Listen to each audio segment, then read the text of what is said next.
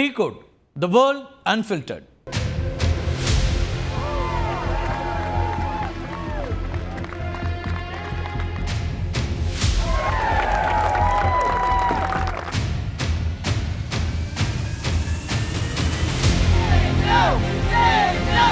ட்ரம்ப்னுடைய இந்த புதிய சட்டம் அமெரிக்காவினுடைய நிதி, சமூக நலன், குடியேற்றம், அது மட்டும் இல்லாமல் எரிசக்தி கொள்கைகளில் மிகப்பெரிய ஒரு மாற்றத்தை உண்டாக்கும் அப்படின்னு எதிர்பார்க்கப்படுகிறது.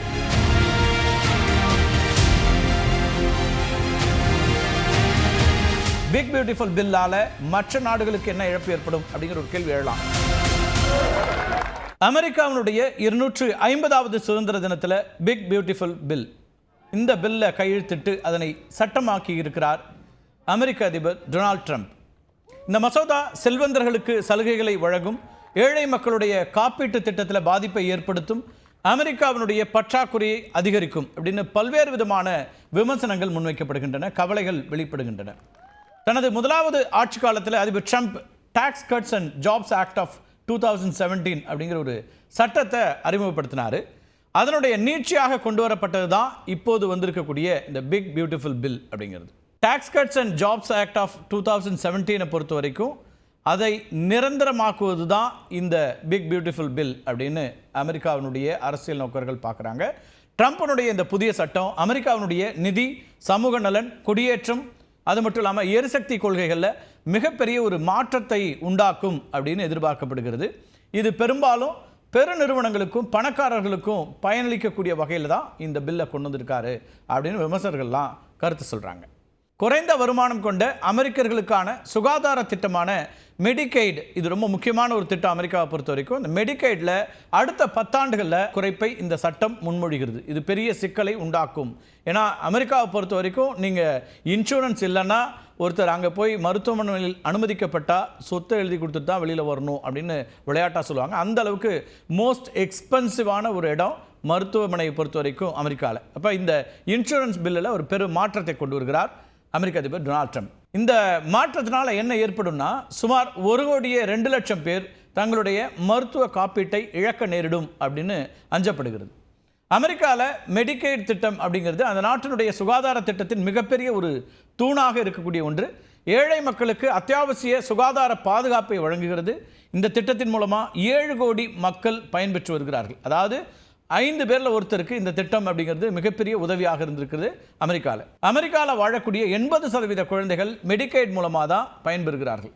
அது மட்டும் இல்லை, கிராமப்புறங்களில் 50% குழந்தை பிறப்புக்கு மெடிக்கெய்ட் உதவி புரிகிறது.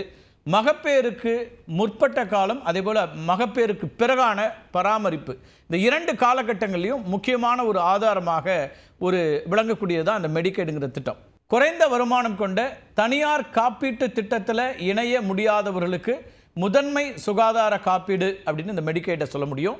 குறைந்த வருமானம் கொண்ட முதியவர்கள் மற்றும் ஊனமுற்ற நபர்களுக்கு மெடிக்கெய்டு உதவிங்கிறது ரொம்ப ரொம்ப ரொம்ப முக்கியமானது. அவங்களுடைய இல்லத்தில் இருந்தபடியே மருத்துவ சிகிச்சை பெறும் 60% பேருக்கு உதவிகரமாக இந்த திட்டம் இருந்து வருகிறது. நோயாளிகள் மட்டும் இல்லை, மெடிக்கெய்ட் திட்டம் மூலமாக மருத்துவமனைகளுக்கும் மிக முக்கியமான வருவாய் ஆதாரமாக இந்த திட்டம் இருந்து கொண்டிருக்கிறது. இந்த திட்டத்திற்கான நிதி குறைப்பு அப்படிங்கிறது நூற்றுக்கணக்கான கிராமப்புற மருத்துவமனைகளை மூடுவதற்கான வழியாக அமைந்துவிடும் அப்படின்னு அங்கே இருக்கக்கூடியவர்கள் கவலை தெரிவிக்கிறாங்க. தொலைதூர பகுதிகளில் அவசர சிகிச்சை மற்றும் அத்தியாவசிய மருத்துவ சேவைகளை அணுக முடியாமல் போய்விடக்கூடிய சூழலும் ஏற்படும். இந்த பிக் பியூட்டிஃபுல் பில்லில் பாதிப்பை ஏற்படுத்தும் மற்றொரு அம்சம் அப்படின்னு பார்த்தீங்கன்னா, உணவு உதவி திட்டங்களுக்கான நிதி குறைக்கப்படுறது.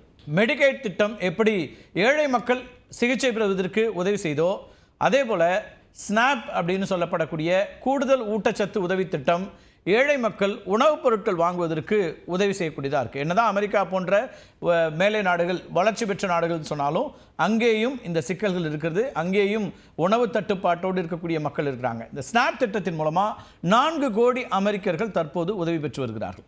அடுத்த 9 ஆண்டுகளில் இந்த திட்டத்துக்கு ஒதுக்கப்படக்கூடிய நிதியில் $186 பில்லியன் குறைக்கப்படும் அப்படிங்கிறது தான் இந்த பில்லினுடைய அடுத்த கட்ட ஒரு நகர்வாக இருக்கும்.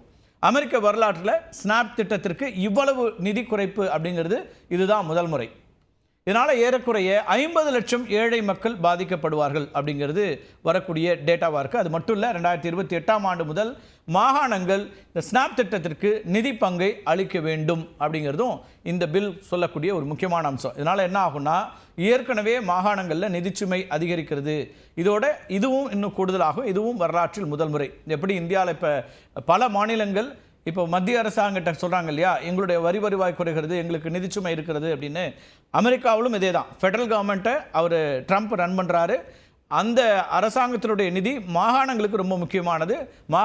பல மாகாணங்கள் நிதி சிக்கலில் இருக்கிறாங்க. அப்போ இந்த ஸ்னாப் திட்டம் அப்படிங்கிறது ரொம்ப முக்கியமாக இருக்குது. இந்த பிக் பியூட்டிஃபுல் பில்லில் கல்வித்துறைக்கான செலவினங்களில் 20% குறைக்கப்படும் அப்படிங்கிறதும் முக்கியமான ஒரு அம்சம். இதனால் குறைந்த வருவாய் இருக்கக்கூடிய மாவட்டங்களின் பள்ளிகளுக்கு வழங்கக்கூடிய மானியங்கள் மற்றும் மாற்றுத்திறனாளிகளுக்கான கல்வி திட்டங்கள் பெருமளவு பாதிக்கப்படக்கூடும் அப்படிங்கிற ஒரு அச்சமும் எழுந்திருக்கிறது. அதுதான் நிதர்சனமாக இருக்கிறது. அமெரிக்க மெக்சிகோ எல்லை சுவர் கட்டுமானத்திற்காக $46 பில்லியன் நிதி ஒதுக்கப்பட்டிருக்கிறது. இந்த பில் மூலமாக அமெரிக்க மெக்சிகோ எல்லையில் சுவர் கட்டுவதற்கு 1990ஆம் ஆண்டே திட்டமிடப்பட்டுச்சு. சட்டவிரோத குடியேற்றத்தை தடுக்கவும் போதைப்பொருள் கடத்தலை தடுக்கவும் இந்த சுவர் உதவும் அப்படின்னு தான் நம்பப்பட்டுச்சு ஆரம்பத்தில். அமெரிக்கா மெக்சிகோ இந்த ரெண்டுக்கும் இடையில் இருக்கக்கூடிய தூரம் எவ்வளோ தெரியுமா? 1 கிலோமீட்டர் 2 கிலோமீட்டரில் 3219 கிலோமீட்டர் நீளம் கொண்டது அந்த இந்த எல்லை. இந்த எல்லையை மூடுவதற்கு பல முயற்சிகள் எடுக்கப்பட்டிருக்கின்றன. முதல் முறை டொனால்ட் ட்ரம்ப் தேர்ந்தெடுக்கப்பட்ட 2017ஆம் ஆண்டில் கூட டொனால்ட் ட்ரம்ப் என்ன பண்ணுறாருன்னா, இந்த எல்லையில் சுவர் கட்டக்கூடிய தன்னுடைய திட்டத்தை அறிவிக்கிறார். ஆனால் சுவர் முழுவதுமாக கட்டப்படவில்லை. இந்த பிக் பியூட்டிஃபுல் பில் மூலமாக ட்ரம்ப்பினுடைய கனவு திட்டம் மீண்டும் உயிர் பெற்றிருக்கிறது. குடியேற்றம் மற்றும் சுங்க அமலாக்க பிரிவில், அதாவது இமிகிரேஷன் அண்ட் கஸ்டம்ஸ் என்ஃபோர்ஸ்மெண்ட் அப்படின்னு சொல்லக்கூடிய ஐஸ், இதை பற்றி நம்ம நிறைய பார்த்துருக்கிறோம், பல்வேறு காணொலிகளில் பேசியிருக்கிறோம். இந்த பணியாளர்கள் மற்றும் பயிற்சிக்காக மட்டும் $30 பில்லியன் ஒதுக்கப்படுகிறது. அகதிகள் விண்ணப்ப கட்டணமாக $100 செலுத்த வேண்டும் அப்படிங்கிறது புதிய விதி. அந்த புதிய விதியும் இப்போ அறிமுகப்படுத்தப்பட்டிருக்கு. சட்டவிரோத குடியேறிகள் தடுப்பு காவலில் வைக்கப்படும் மையங்களுக்கு 1 லட்சம் கூடுதல் படுக்கைகள் வாங்கணும். அதாவது இந்த படுக்கைகளுடைய எண்ணிக்கையை 1 லட்சம் அளவுக்கு கூட்ட வேண்டியிருக்குது. அதுக்காக $45 பில்லியன் ஒதுக்குறாங்க இந்த பில் மூலமாக. 2029க்குள்ள 10,000 இமிகிரேஷன் அண்ட் கஸ்டம்ஸ் என்ஃபோர்ஸ்மெண்ட் ஏஜென்ட்டுகளை நியமிப்பதற்கும் $1 பில்லியன் ஒதுக்கப்படுகிறது இந்த பில் மூலமாக. பசுமை திட்டங்களுக்கான நிதியும் கணிசமாக குறைக்கப்பட்டிருக்கிறது. நம்ம எதெல்லாம் குறைக்கப்படுது, எதெல்லாம் அங்கே சிக்கலுக்கு உள்ளாகும் சொன்னோம் இல்லையா, அதில் ஒன்று இது ரொம்ப முக்கியமான ஒன்று. மின்சார வாகனங்கள், சூரிய சக்தி, காற்றாலை மற்றும் எரிசக்தி திறன் கொண்ட கட்டிடங்களுக்கான வரி சலுகைகள் மற்றும் மானியங்கள் நீக்கப்படுகின்றன. இதெல்லாம் பெரிய மாற்றங்களை உண்டாக்கும் அமெரிக்காவை பொறுத்த வரைக்கும்.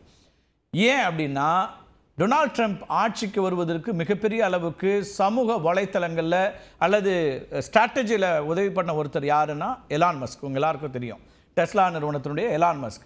இப்போது டொனால்ட் ட்ரம்ப் கொண்டு வந்திருக்கக்கூடிய பிக் பியூட்டிஃபுல் பில்லில் பல்வேறு அம்சங்கள் எலான் மஸ்க்கு எதிராகத்தான் அறியும். ஏன்னா எலான் மஸ்கினுடைய மிக முக்கியமான நிறுவனமான டெஸ்லாவுக்கு நேரடி பாதிப்பை உண்டாக்கும். மின்சார வாகனங்களுக்கு வரி சலுகைகள் அளிக்கப்பட்டு வந்ததுனால ஏராளமானோர் மின்சார வாகனங்களுக்கு மாறிட்டு இருந்தாங்க. அமெரிக்காவை பொறுத்த வரைக்கும் வரி சலுகைகளை நீக்குவது அமெரிக்காவில் டெஸ்லா வாகனங்களுக்கான தேவையை கணிசமாக குறைக்கும். ஏன்னா டெஸ்லா பெரும்பாலும் அவங்க மின் வாகனங்களுக்கு போயிட்டாங்க. டெஸ்லா மட்டும் இல்லை, எலான் மஸ்கனுடைய இன்னொரு முக்கியமான நிறுவனம் ஸ்பேஸ் எக்ஸ். இந்த டெஸ்லா மற்றும் ஸ்பேஸ் எக்ஸ் உள்ளிட்ட மஸ்கோட நிறுவனங்கள் பெற்ற மானியங்கள் குறித்து இப்போ விசாரணை நடத்தணுங்கிற ஒரு உத்தரையும் இப்போ போட்டிருக்காரு டொனால்ட் ட்ரம்ப். மஸ்க் தலைமை வகித்த டாஜ், ஏற்கனவே நம்ம பார்த்துருக்கோம், டிஓஜின்னு அந்த அமைப்புக்கு ட்ரம்ப் உத்தரவு போட்டிருக்காரு. அந்த அமைப்புடைய தலைவராக இருந்தவர் யார்? மஸ்க் தான் சமீப காலம் வரைக்கும். ட்ரம்ப்போட இந்த உத்தரவு ஏற்கனவே எரிச்சல் இருக்கக்கூடிய மஸ்க்கு எரியும் நெருப்பில் எண்ணெய் ஊற்றுவது போன்றது தான் அப்படின்னு பார்க்கணும். புதிய கட்சி தொடங்குவதை தவிர வேறு வழி இல்லை அப்படின்னு ஒருவேளை எலான் மஸ்க் நினைக்கக்கூடும்.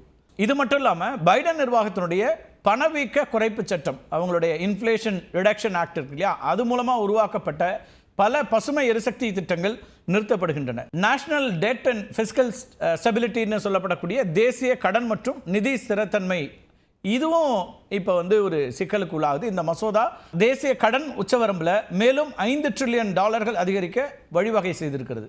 வரி சலுகைகள் மற்றும் அதிகப்படியான செலவுகள் காரணமாக அடுத்த 10 ஆண்டுகளில் $3 ட்ரில்லியன் கூடுதல் பற்றாக்குறை ஏற்படும் அப்படின்னும் கணிக்கப்படுது. இது அமெரிக்காவினுடைய தேசிய கடனை ஜிடிபியில் 130% அதிகமாக உயர்த்தும் அப்படின்னு பொருளாதார நிபுணர்களாக எச்சரிக்கை கொடுக்குறாங்க. பிக் பியூட்டிஃபுல் பில்லால் மற்ற நாடுகளுக்கு என்ன இழப்பு ஏற்படும் அப்படிங்கிற ஒரு கேள்வி எழலாம். அமெரிக்காவுக்கு இதெல்லாம் இருக்குது, மற்ற நாடுகளுக்கு என்னப்பா அப்படின்னு கேட்டிங்கன்னா, பிக் பியூட்டிஃபுல் பில் அமெரிக்காவினுடைய உள்நாட்டு கொள்கைகளில் பெரும் மாற்றங்களை ஏற்படுத்தினாலும் கூட அதனுடைய உலகளாவிய தாக்கங்களும் கணிசமாகவே இருக்குது அப்படின்னு பார்க்க வேண்டியிருக்கு.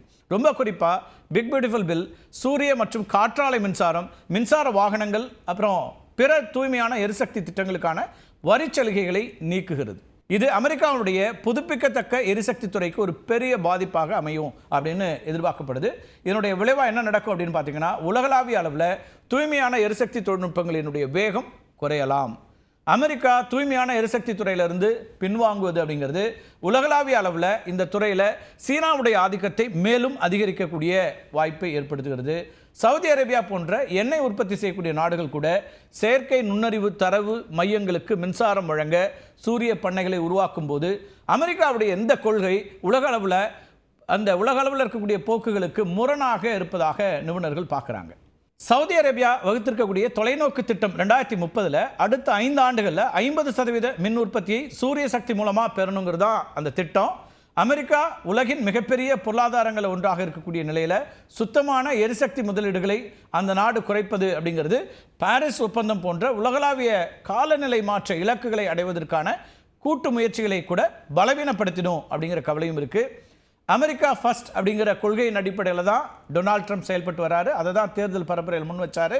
அந்த அடிப்படையில் செயல்பட்டு வரக்கூடிய ட்ரம்ப் என்ன பண்ணுறாருன்னா, வியட்நாம் இறக்குமதிகளுக்கு 20% வரியும் சீனாவுக்கு 40% வரியும் விதிக்கப்படும் அப்படின்னு சொல்லியிருக்கிறாரு. இது உலகளாவிய விநியோக சங்கிலிகளை சீர்குலைத்து பிற நாடுகளோடான வர்த்தக போர்களை தூண்டக்கூடிய வகையில் இருக்கும்.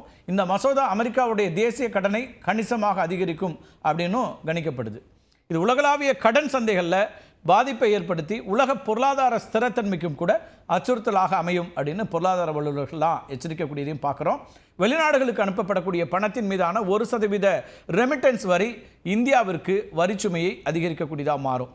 இந்த சிக்கல் ரொம்ப முக்கியமானது. 1% ரெமிட்டன்ஸ் வரியினால் கிரீன் கார்டு வைத்திருப்பவர்கள், H1B H2A விசா வைத்திருப்பவர்கள், அது மட்டும் இல்லை மாணவர்கள் அதிகமாக பாதிக்கப்படக்கூடிய வாய்ப்பு இருக்குது.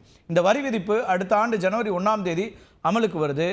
பிக் பியூட்டிஃபுல் பில் முதன்மையாக அமெரிக்காவினுடைய உள்நாட்டு நலன்களை இலக்காக கொண்டிருந்தாலும் கூட அதனுடைய விளைவுகள் அப்படிங்கிறது உலகளாவிய பொருளாதாரம், சுற்றுச்சூழல் மற்றும் புவிசார் அரசியல் நிலப்பரப்பில் கடுமையான தாக்கங்களை ஏற்படுத்தும். உலக நாடுகள் தங்கள் சொந்த பொருளாதார திட்டங்கள், சுற்றுச்சூழல் கொள்கைகள் மற்றும் வர்த்தக உறவுகளை மறுபரிசீலனை செய்ய தூண்டும் வகையிலான ஒரு மசோதாவாகவே பார்க்கப்படுகிறது இந்த பிக் பியூட்டிஃபுல் பில் அப்படிங்கிறது. அமெரிக்காவில் மட்டுமல்ல உலகம் முழுக்க ஒரு தாக்கத்தை உண்டாக்கக்கூடிய ஒரு முடிவை டொனால்ட் ட்ரம்ப் எடுத்திருக்கிறார். மீண்டும் ஒரு காணொலியில் சந்திக்கலாம் நண்பர்களே. நன்றி, வணக்கம்.